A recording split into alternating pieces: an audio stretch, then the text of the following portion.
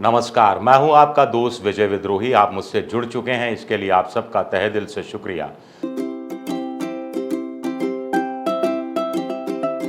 चलिए एक शुरुआत करते हैं। दो अखबारों में दो खबरों पर नज़र पड़ी तो मुझे लगा कि आपको इन पर डिस्कस कर लिया जाए। एक राजस्थान पत्रिका, इसमें देखिए एक खबर है कि मणिपुर में कांग्रेस कानून पर भरोसा बहाली के लिए सामने आया सुप्रीम कोर्ट।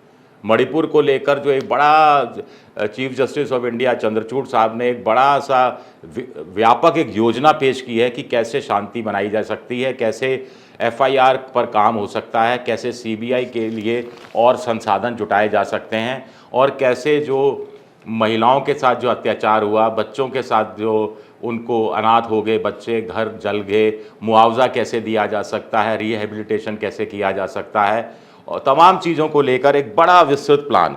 लेकिन उससे मज़ेदार खबर देखिए, उसके नीचे की खबर देखिए। तो मणिपुर में चीफ जस्टिस ऑफ इंडिया ये काम कर रहे हैं और ये काम किसको करना चाहिए था? ये काम करना चाहिए था कायदे से देश के प्रधानमंत्री को। और देश के प्रधानमंत्री उस समय क्या कर रहे थे? उस समय देश के प्रधानमंत्री नई दिल्ली में प्रगति मैदान में थे, भारतीय मंडपम में थे और ये राष्ट्रीय हथकरघा दिवस पर प्रदर्शनी का अवलोकन कर रहे थे। हथकरघा, बढ़िया है हथकरघा, महात्मा गांधी याद आते हैं चरखा चलाते हुए। तो प्रधानमंत्री जी आप प्रदर्शनी में गए तो आप उन्हीं को याद कर लेते, महात्मा गांधी को ही। जब पश्चिम बंगाल में दंगे हुए थे विभाजन के समय, तब महात्मा गांधी ने क्या किया था? उन्होंने डेरा डाल दिया था, वहीं चले गए थे। और इसी तरह मेवात में भी जब एक बार दंगे हुए थे तो वहाँ जाकर वो रहने लगे थे। चंपारण का सत्याग्रह किया था तो वहाँ जाकर उन्होंने लंबे समय तक प्रवास किया था। तो आपसे तो नहीं कहा जा रहा कि आप मणिपुर जाकर लंबे समय तक प्रवास कीजिए, 2 दिन 3 दिन आप चले जाते, लेकिन आप नहीं गए और आप कुछ जगह और भी नहीं जाते। एक और खबर है जो मैं आपको बताता हूँ, टेलीग्राफ अखबार, इसमें शायद आपको दिख नहीं रहा होगा लेकिन इसका वीडियो अलग से बता दूंगा। टेलीग्राफ ने ये छापा है आज़ाद, फिर मंदिर लिखा है, नीचे मंडी लिखा है और तस्वीरें किसकी हैं? राहुल गांधी की, कि राहुल गांधी संसद में बैठे हुए हैं। ये पुरानी एक कोई तस्वीर है और लिखा है कि Modi is cited here occasionally. Modi यहाँ कम ही दिखते हैं, संसद के अंदर कम ही दिखते हैं। आगे एक और तस्वीर है कि वो राहुल गांधी बात कर रहे हैं आज़ादपुर मंडी में आम आदमियों से, जो पल्लेदार होते हैं, जो सब्जी के ठेले चलाते हैं, और उसमें लिखा है when did you last see Modi here? आखिरी बार मोदी को कहाँ, आपने कब यहाँ देखा था? यानी गरीबों के बीच में, आम आदमी के बीच में, जो महंगाई के दौर से जी रहा है, बेरोजगारी के दौर में जी रहा है, जैसे तैसे 2 जून की रोटी की व्यवस्था कर रहा है। अभी आपको वीडियो भी ध्यान होगा जिस ढंग से एक गरीब आदमी जो टमाटर बेचने वाला था वो कैसे अपनी व्यथा व्यक्त कर रहा था। 40 सेकंड तक वो खामोश रहा और उसने अपनी सारी कहानी 40 सेकंड की खामोशी में जाहिर कर दी।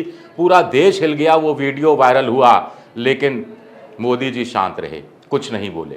और अब जब मणिपुर के अंदर सुप्रीम कोर्ट ये कर रहा है, सुप्रीम कोर्ट डिटेल में योजना बनाकर दे रहा है कि कैसे 3 महिला रिटायर्ड जजों की अध्यक्षता में एक कमेटी बनाई जाएगी, कैसे महाराष्ट्र के एक रिटायर्ड डीजीपी उनकी अध्यक्षता में एक पुलिस बल का एक तरह से संचालन किया जाएगा, कैसे 42 एसआईटी बनाई जाएंगी, कैसे उन जो स्पेशल इन्वेस्टिगेटिंग टीम है उसमें दूसरे राज्यों के पुलिस वाले उसमें शामिल होंगे और सीबीआई के प्रशासनिक ढांचे के तहत वो काम करेंगे। ऐसे लोग होंगे जो हिंदी अच्छी तरह से जानते हो, क्योंकि मणिपुर में लोग अच्छा तरह से हिंदी जानते हैं। उसमें देखिए ये जो 42 एसआईटी होंगी, इसकी निगरानी बाहर की 6 डीआईजी रैंक के अधिकारी करेंगे, बाहर के डीआईजी रैंक के अधिकारी करेंगे। प्रत्येक में अन्य राज्य से एक इंस्पेक्टर होगा, गृह मंत्रालय ये सुनिश्चित करेगा। सीबीआई में डेपुटेशन पर आए ये 5 अधिकारी जांच की निगरानी करेंगे, ये सीबीआई के प्रशासनिक ढांचे में काम करेंगे। ये व्यवस्था इसलिए कि सीबीआई को भी अखरे नहीं कि उनके अधिकारों का कोई अतिक्रमण किया जा रहा है। तो इससे पता लगता है कि सुप्रीम कोर्ट कितना गंभीर है और कितना गंभीर मोदी सरकार को कायदे से होना चाहिए था। मजे की बात यह है कि भारत सरकार के जो अटॉर्नी जनरल हैं वेंकट रमनी, उन्होंने कोर्ट में कहा, तुषार मेहता भी इससे पहले जो सॉलिसिटर जनरल हैं, ये भारत सरकार का पक्ष रखते हैं, ये मोदी जी की तरफ से बोल रहे हैं, ये मणिपुर की सरकार की तरफ से बोल रहे हैं, और दोनों जगह बीजेपी की सरकार है, तो डबल इंजन की सरकारों की तरफ से बोल रहे हैं कि स्थिति अभी भी बहुत ज़्यादा तनावपूर्ण है, और कोई भी हल्की सी चिंगारी अगर पैदा नए सिरे से आती है तो उससे चीज़ें बेकाबू हो सकती हैं, और भविष्य में हमें उनको कंट्रोल करने में और ज़्यादा दिक्कतें आ सकती हैं। तो मज़े की बात क्या है कि भारत सरकार खुद मान रही है कि मणिपुर में हालात सामान्य नहीं हुए हैं। भारत सरकार खुद मान रही है कि मणिपुर में हालात सामान्य तो क्या, बेहद बेहद तनावपूर्ण बने हुए हैं।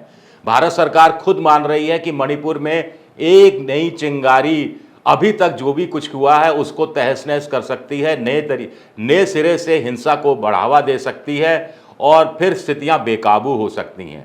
लेकिन मोदी जी कहाँ हैं? मोदी जी या तो यहाँ दिखते हैं, संसद में दिखते नहीं हैं, या फिर विदेशों में दिखते हैं, या फिर हरी झंडी दिखाते हुए वंदे भारत एक्सप्रेस को दिखते हैं, या चुनाव प्रचार करते हुए राजस्थान में लाल डेयरी का जिक्र करते हुए दिखते हैं। तो कायदे से चंद्रचूड़ साहब मोदी जी को समझा रहे हैं कि किसी राज्य में कैसे लॉ एंड ऑर्डर को कायम किया जा सकता है, कैसे ये काम केंद्र सरकार को कायदे से धारा 356 का उपयोग करते हुए मणिपुर सरकार को बर्खास्त करके वहाँ राष्ट्रपति शासन लगाकर करना चाहिए था, जो उसने नहीं किया। क्यों नहीं किया? क्योंकि राष्ट्रपति शासन लागू कर दे तो अपनी सरकार को बर्खास्त करना पड़ता। चूंकि अपनी ही सरकार को बर्खास्त करना पड़ता तो विपक्ष को मौका मिल जाता कि सरकार फेल हुई, नाकाम हुई, मणिपुर में हालातों को रोकने में असफल हुई। अरे भाई, ये बात तो आप खुद स्वीकार रहे हैं, सुप्रीम कोर्ट में स्वीकार रहे हैं कि हालात तनावपूर्ण हैं, यानी आप मान रहे हैं कि आप असफल हैं। पिछले 3 महीने से आप असफल हैं, आप मान रहे हैं ये, और आपने हार मान ली है कि हम चीजें नहीं सुधार पाएंगे। लेकिन आप राष्ट्रपति शासन इसलिए लागू नहीं करते क्योंकि उसके बाद जिम्मेदारी आप पर आ जाती, आपके हिस्से आ जाता, वहां की जवाबदेही आपकी तय होती। मणिपुर में हालात खराब होते या कंट्रोल में आप नहीं ला पाते तो सीधा सीधा प्रधानमंत्री पर दोष मढ़ा जाता, और प्रधानमंत्री जी टोपी ट्रांसफर करने में माहिर हैं। वो चाहते हैं कि वो सरकार चलाते रहें, विश्व गुरु की भूमिका में रहें, लेकिन जिम्मेदारी से भागने वाला काम कर रहे हैं। असली नेता कौन होता है? लीडर जो लीड करता है। ऐसे मामलों में जो लीड करना चाहिए था, जो सामने आके नेतृत्व क्षमता दिखानी चाहिए थी, हाँ मणिपुर की जिम्मेदारी मैं लेता हूं, अगले 6 महीने में हालात सामान्य होकर मैं दिखाऊंगा, हिम्मत नहीं है।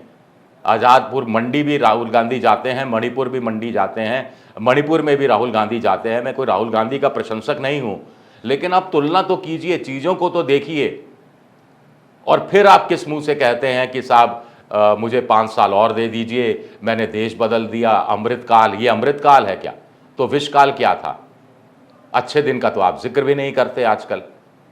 बहस से आप भागते हैं, संसद से आप भागते हैं, संसद में आप मौजूद नहीं रहते जितना समय रहना चाहिए। कायदे से तो होना ये चाहिए कि हर हफ्ते एक दिन प्रधानमंत्री कम से कम 2 घंटे संसद में आए, इस बात के साथ कि मैं 2 घंटे सदन में बैठूंगा और जिसको जो भी सवाल पूछना है पूछ ले, उन सब का जवाब मैं दूंगा। उस समय मेरे पास आंकड़े नहीं होंगे तो वो लिखित में आंकड़ों के साथ उस सवाल का जवाब संबंधित सांसद के घर भिजवा दिया जाएगा, डाक से या ईमेल कर दिया जाएगा। लेकिन नहीं होता। आपको पता है ब्रिटेन में क्या होता है? ब्रिटेन में साल में 20 दिन विपक्ष को दिए जाते हैं, जिसमें से 18 दिन सबसे प्रमुख विपक्षी पार्टी को दिए जाते हैं। 18 दिन वो जो पार्टी होती है विपक्ष की, वो अपना एजेंडा चलाती है, अपने हिसाब से बहस करती है, अपने हिसाब से मुद्दे तय करती है। उन मुद्दों पर जो बहस होती है, जिसका जो निष्कर्ष निकलता है, जो सुझाव सामने आते हैं, उनको मानना ना मानना ये सरकार के लिए बाध्यकारी नहीं होता, सत्तारूढ़ पार्टी के लिए। लेकिन इस बहाने विपक्ष देश की जनता के सामने रोड मैप रख देता है, तुलना करने के लिए रख देता है कि देखिए ये सरकार ऐसे चल रही है, इस मुद्दे पर उनका रुख ये है, अगर हम होते या आगे हमें आप चुनाव जिताएंगे तो हम इस मुद्दे पर ये रुख अपनाएंगे, ये हमारा विकल्प होगा। क्या भारत में ऐसी आप कल्पना भी कर सकते हैं? 18 दिन छोड़िए, 8 दिन की भी कल्पना कर सकते हैं। लोग तो कहते हैं 8 घंटे की भी कल्पना नहीं कर सकते। तो ये हालात हो गए हैं, और ऐसे में ये 2 अखबारों में 2 हेडलाइंस मुझे लगा आपको बताना ज़रूरी है। और अगर मेरा ये वीडियो पसंद आए तो एक बार फिर लाइक कीजिए, सब्सक्राइब कीजिए, शेयर कीजिए